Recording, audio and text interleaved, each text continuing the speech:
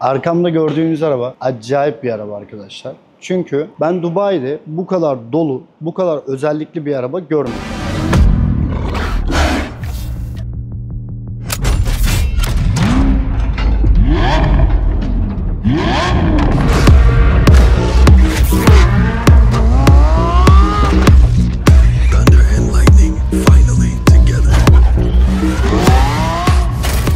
Bu arabanın detaylarını size anlatacağım.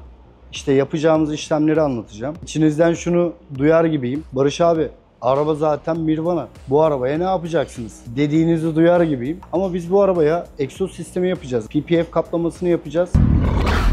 Biz bu arabaya mat PPF uyguladık. Aracın orijinal rengi zaten mat finish'ti ve biz üstüne yine mat finish PPF koyduk. Sadece protection amaçlı bir uygulama oldu. Bu uyguladığımız PPF seramik top katıyla birlikte geliyor. Yani size daha kolay maintenance yapma şansı sunuyor. Uygulamamızda bütün köşeleri, kenarları custom cut yapıp araca özel kestik. 10 yıl garantimiz mevcut. Gerçekten 10 yıl gider mi? Fabrikanın verdiği garanti 10 yıl fakat Dubai gibi bir bölgede ben 10 yıl aynı performansı sergileyebileceğini düşünmüyorum. Bu arabayı 10 yıl değil 100 yıl da kullanırlar çünkü bir şaheser gibi bir araba ama tabii ki PPF'ini de değiştirmek lazım arada. Benim arabam olsa ben 6-7 yılda bir değiştiririm gibi geliyor. En zoru diyemeyiz. McLaren 750S bundan çok daha beter bir arabaydı.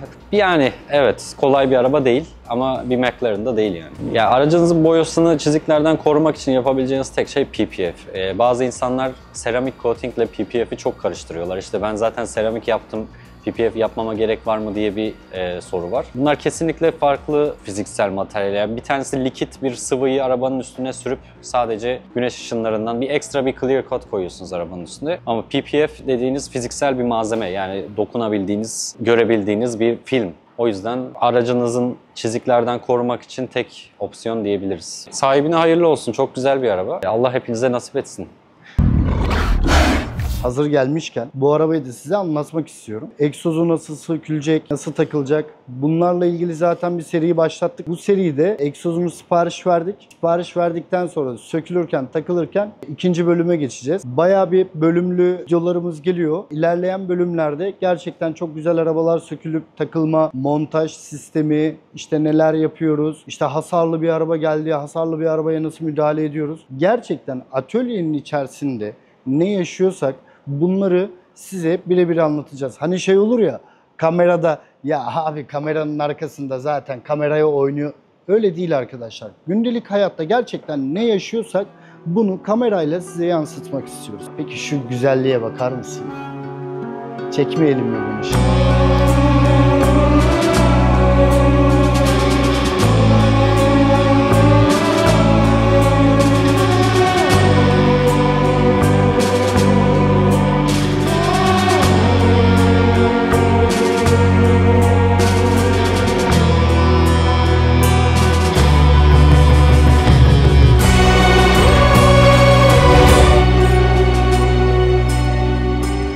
Bu arabada önemli olan aracın rengi zaten mat olduğu için bütün kenarları, köşeleri cover edip düz tek parça bir görüntü yaratmak ki biz de mümkün olduğunca bütün parçaları tek parça kullandık. Gördüğünüz gibi bütün köşeler, kenarlar içine katlanıp kıvrıldı ve bu sayede de herhangi bir film var mı yok mu çok da belli olmuyor. Önemli olan noktalar gördüğünüz gibi bütün parçaları mümkün olduğunca tek parça olarak yerleştirdik. Aracın neredeyse bütün trimleri karbon fiber. Bu parçaların da korunması çok önemliydi. O yüzden bütün karbon parçaları tek tek PPF ile kapladık. Buradan da görmüş olduğunuz gibi herhangi bir seam ya da vesaire bir şey göremiyorsunuz. Araçta bir bütünlük söz konusu. Küçük trim parçalar çok zorluyor. Çünkü yapışması çok kolay değil. Bu tarz kıvrımlı parçalarda sorun yaşayabiliyoruz. Onun dışında bu araçta çok fazla parça sökmemiz de istenmediği için mümkün olduğunca aracın üstünde çalıştık. O biraz zorlu oldu ama onun dışında gördüğünüz gibi mükemmel bir görüntüye sahip. Toplamda 6 gün sürdü aracın yapımı. 3 kişi çalıştık. Kullandığınız malzeme, yani işçilik ne olursa olsun malzeme kötüyse uzun ömürlü olmayacaktır. Aynı şekilde malzeme ne kadar iyi olursa olsun düzgün install edilmediği takdirde yine siz bir değere sahip olmayacaksınız. O yüzden yaptırdığınız yere dikkat etmenizi öneririm. Ve kullanılacak malzemenin markasına ve kalitesine dikkat edilmesini öneririm. Onun dışında 10 yıl kafanız rahat kullanabileceğiniz bir ürün. Hayırlı olsun diyelim. Evet Harun, böyle hızlı hızlı geliyorum ama heyecanlıyım abi. Çünkü araba çok güzel bir araba, efsane bir araba. Yani nereden başlasam diye düşünüyorum ama abi şöyle bir şey. Öncelikle şöyle bir durum var. Bu araba çok özel bir araba. Yani rengiyle, karbon detaylarıyla inanılmaz bir araba abi. Ben burada çok Ruelto gördüm ama bu Ruelto bambaşka bir şey abi. Yani karbon detaylarına bakarsan Harun lütfen bunlara detay girmen lazım ya. Ayna kapağı, İşte cam sıyırıcı çıtasının olduğu yer, kapı açma kolu hepsi bir de parlak karbon değil, mat karbon abi. Bu arabaya daha böyle değer katıyor. Genelde bu arabayı alanlar mat siyah kaplatır. İşte simsiyah olsun, işte Black Edition olsun falan. Abi gerek yok. Bu araba zaten gece mavi ama gece olduğunda bu araba simsiyah duruyor Harun. Ama baktığında detaylara bakıyorum. Araba zaten detaydan ibaret. Komple arka motor kapağı, arka difüzörü, lastikleri, ayna kapakları, jantları gerçekten çok özel bir araba. Rengiyle ilgili ufak bir detay vereyim. Bilal abi bu rengi gördüğünde lütfen bu arabanın tamponuna bile zarar gelmesin. Çünkü boyaması o kadar zor ki. Zaten mat, üstünde de mat PPF'imiz var. Bu arabaya neler yap? Bu arabaya yaptığımız şeyler PPF'ini yaptık. Mat PPF'ini çünkü bu arabayı koruma altına almamız lazım. Dubai'deyiz. Aşırı yoğun sıcaklara karşı ve kum, taş vuruklarına karşı arabamızı koruma altına aldık. Ondan sonra bu arabaya yapacağımız işlemlerden birisi de şu. Egzoz sistemi yapacağız. Egzoz sistemi de sipariş verdik. O gelecek bir 15-20 güne kadar. Detaylarını da sizinle video çekip atacağım. Ama şu lastiğin büyüklüğüne bak.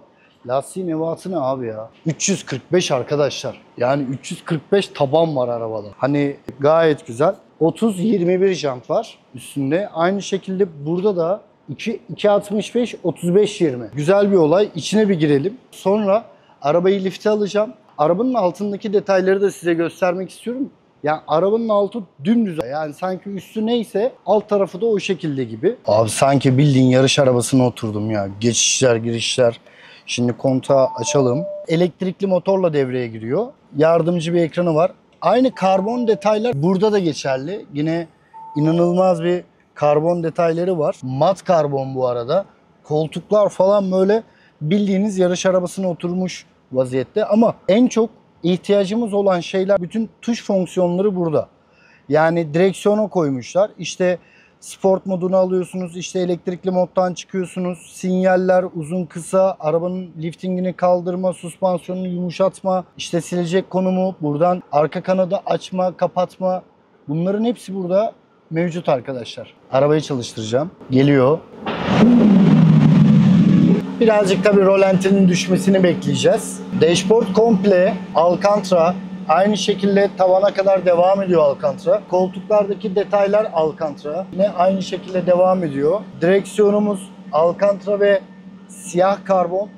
Şu ortadaki çizgi çok güzel abi. Kırmızı mat çizgisi çok güzel. Buradan arabanın bütün menüsüne girebiliyoruz. Navigasyon, radyo, Apple CarPlay. Buradan yan ekrana geçebiliyoruz. Kapıyı kapatmam gerekecek. Performans moda giriyoruz. Performans moda girdiğimiz zaman da arabanın bütün aerodinamiği sertleşiyor. Kendine daha agresif bir konuma sokuyor. Bir de altını göstereyim size.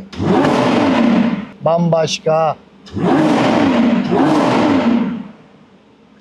Egzoz takıldıktan sonra bunu bence bir kayıt alın. Egzoz takıldıktan sonra tekrardan bir dinleyelim arabayı. Nasıl olacak diye.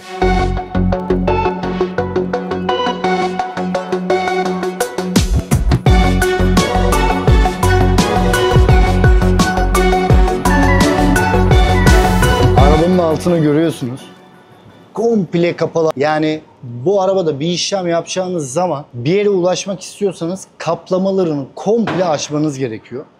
Ve bu arabanın tamamen altının kapalı olması demek Zaten toz, kir, pislik veyahut da yoldan gelebilecek herhangi bir şey içeriye girmiyor. Ama bu kaplamaların da hepsinin bir amacı, bir görevi var. Kaplamaların üstünde bazı açık delikler var. İşte diferansiyel soğutması var. Hava yönlendiricisi var lastiklere soğuk versin diye. Adamlar bütün aerodinamiği o kadar iyi yapmışlar ki biz bir şeyleri söküp takarken bile arabadan o kadar çok alt kaplama vidası söküyoruz ki bir çamurluk sökmek daha basit geliyor bize alt kaplamalarını sökmektense. Çünkü çok büyük ve yekpare parçalar olduğu için arabanın altında çok büyük vakit ve zaman kaybediyoruz. Ama bu iyi bir şey. Niye iyi bir şey?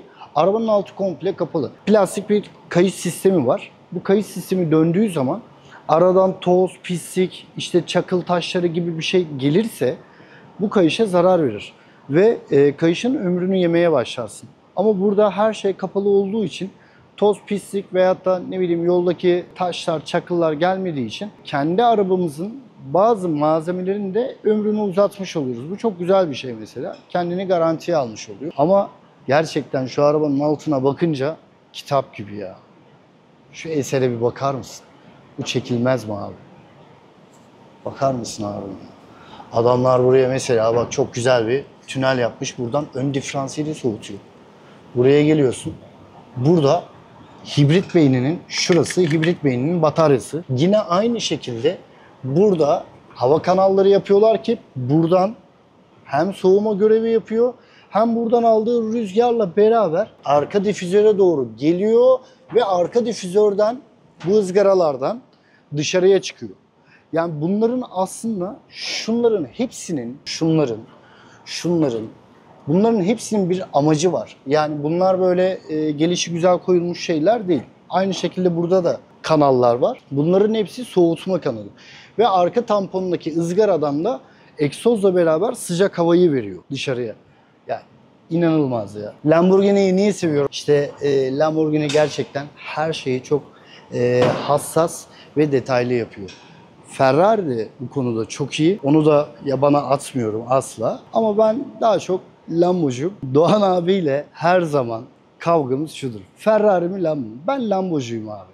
Hiçbir zaman da bu fikrim değişmeyecek. Tamam, Ferrari'yi de çok seviyorum. Çok güzel modelleri var. Ama Lamborghini bana biraz daha böyle yırtıcı ve hırçın geliyor. Ve Ferrari'ye nazaran daha dayanıklı. Yani bu su götürmez bir gerçek yani. Şimdi Huracan'la bir yere gidiyorsun. Atıyorum. Ben her zaman bunu Doğan abiye söylerim. Bir 458'de çıkıp 10 kere Alaçatı yolunda git gel yap. Kesinlikle servise girersin. Ama Huracan'la 10 kere değil 50 kere yapıp bir kere servise uğramazsın. Çünkü makine, yürüyen aksam tamamen ona odaklı. Zaten Lamborghini'nin de kurulma amaçlarından birisi de Ferrari ile kavga ederek kendi firmasının süper sportunu yapıyor. Yani aslında kötü komşu insanı ev sahibi yapar. Aslında Ferrari kendine bir rakip üretti ve Lamborghini'yi üretti. Kendisi yaptı aslında bunu. Yanlış hatırlamıyorsam F40'ın vites şikayetiyle başlıyordu bu olay. Şimdi ne yapıyoruz? Arabamızı indiriyoruz. Yapacağımız işleri yapıyoruz, bitiriyoruz. Sonra müşterimize teslim ediyoruz. Egzozumuzu bekliyoruz. Egzoz geldiğinde çok keyifli bir video olacak. Buradaki yaptığımız işleri size çekeceğiz. Bunları anlatacağız. Aslında zaten bizim amacımız burada arabanın mekanik olan kısımlarını size anlatmak ve arabadan da 2-3 tane bilgi vermek. Biz kendi yaptığımız işleri sizinle paylaşıyoruz ki daha güzel ve keyifli olsun. Şimdi arabanın egzoz sistemini yapacağız. Egzoz sistemini yaparken de şimdi önceden ben size anlatmak istiyorum neler olacağını. Tabii ki bunda kaput amortisörü yok. Eski sistem bu şekilde bir demir çubuk koymuşlar. Motor sistemini de şöyle anlatayım. Şimdi egzoz sökülürken şu arka kanadı alıyoruz.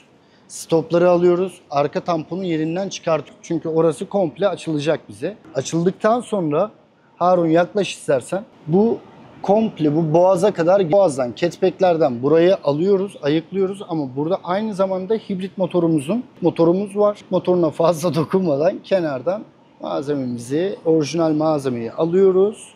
Getirdiğimiz Cintanini, egzoz sistemini, montajını yapıyoruz ve işi bitiriyoruz. Ama bu iş böyle benim böyle anlatıyorum ya hızlı hızlı.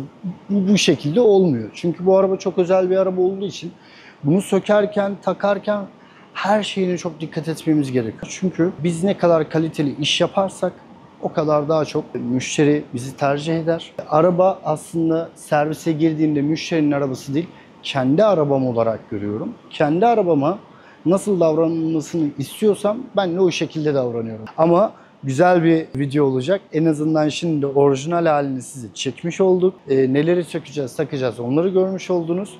Bunları da cıvatasından tutun da egzozuna kadar her şeyi sizle paylaşacağım. İyi seyirler.